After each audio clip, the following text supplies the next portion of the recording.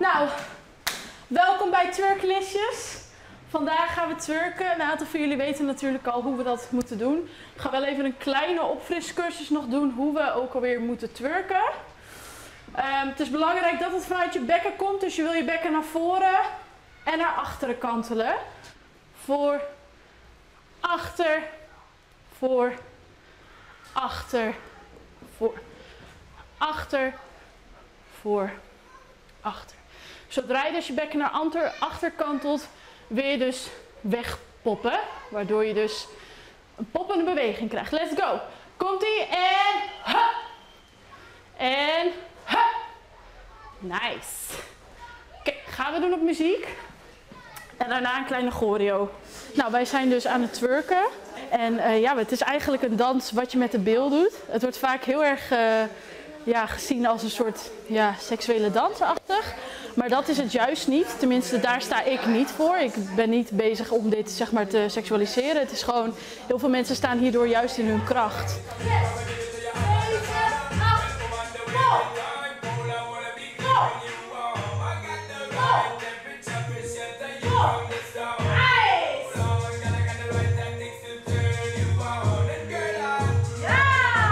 Ik krijg veel meer zelfvertrouwen. Ook sinds ik dit doe, word ik er gewoon blij van. Het is eigenlijk mijn wekelijkse uitje wat ik doe. En het is, ik vind het leuk. En ik vind het ook leuk om iedereen te helpen om zeg maar zelfvertrouwen te krijgen hierdoor. Want dat krijg je.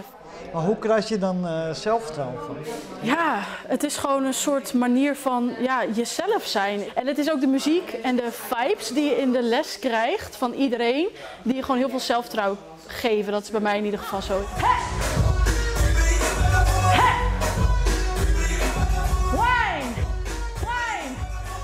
Hoe komt je te leren? Esmee is een collega van mij. En vanuit daar is 2 jaar geleden een vriendschap ontstaan. En toen zij dit ging doen, vroeg ze mij een keer mee. En zo kom ik nu en dan een lesje meedoen. Oh ja? Ja. En is het, want het is toch vooral een vrouwensport? Of, Klopt, ja, maar ik vind het ook wel belangrijk dat de diversiteit er natuurlijk een beetje in blijft. Maar er zijn ook wel vaker jongens hoor, die dan meedoen. Ja, en TikTok! Jimmy! Ja!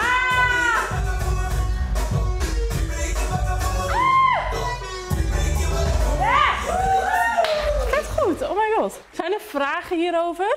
Ik heb geen vraag, maar ik heb gewoon nog steeds het gevoel dat niet per Jimmy. Jawel, laat eens zien. Oh.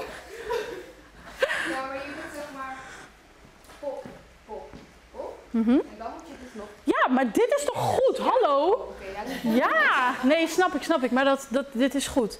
Want hij jiggelt. Het is eigenlijk gewoon het indraaien en dat doe je. Dus dat... Het beweegt vanzelf. Ja. En dan zie je het op filmpjes ook weer terugkomen. Dus dit gaat hartstikke goed. We gaan filmen.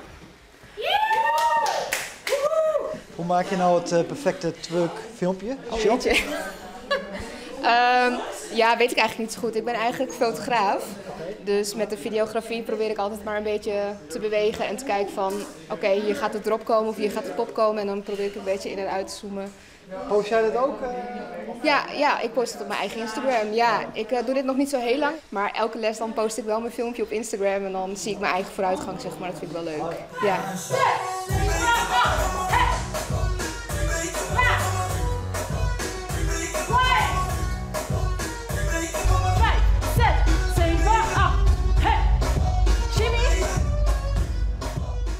Ja, we filmen elke keer na de les. Dus als we een les hebben gehad, we hebben choreo geleerd, dan gaan we filmen. En ik zorg ook dat iedereen altijd een leuk filmpje heeft. Dat jij er helemaal bij natuurlijk. Ja, het is part of the job. En het is, niet iedereen hoeft ook per se op te filmen. Ik gooi je ook niet zonder toestemming op Instagram. Dus dat.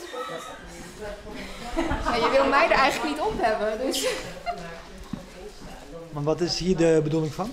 Nou ja, het is een filmpje die om haar gaat, zeg maar. Dus het is een beetje storend als je dan op de achtergrond iemand zo met zijn camera ziet staan. Dat is een beetje afleidend, dus we doen het vaak een beetje zo. En dan kunnen mensen het op hun eigen Instagram plaatsen, zeg maar.